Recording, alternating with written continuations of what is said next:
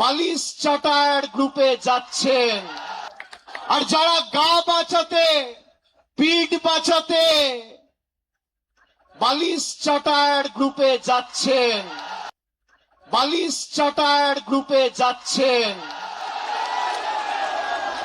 এদেরকে তৃণমূল বলবেন না, বলবেন বালিশ চাটা।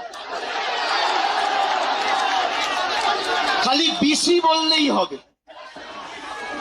বিসি, বিসির অনেক মানে হয়।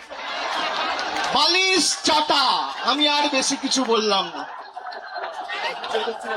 হয় পুলিশের কাছে মামলায় ধৃত, আর না হলে মেরুদণ্ড বিক্রি করে বালিশ চাটা ঋতব্রত।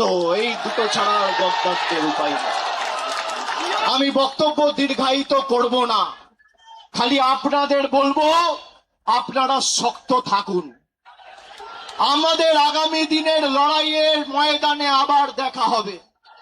বিশেষ করে যে সমস্ত তৃণমূল কংগ্রেসের নির্বাচনী সিম্বলে, তৃণমূলের সিম্বলে, জোড়া ফুল সিম্বলে নির্বাচিত হয়ে যারা পিঠ বাঁচাতে নিজেদের মেরুদণ্ড বিক্রি করে ওদিকে গেছে, আমরা প্রত্যেকটা বিধানসভায় গিয়ে মানুষের কাছে ক্ষমা প্রার্থনা করে আসব।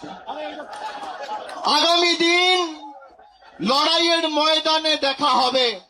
আমি তৃণমূল কংগ্রেসের নির্ভীক, সাহসী, সংগ্রামী, দেবতুল্য কর্মীদের আমার অন্তরের শ্রদ্ধা, কৃতজ্ঞতা, প্রণাম এবং কুর্নিশ জানিয়ে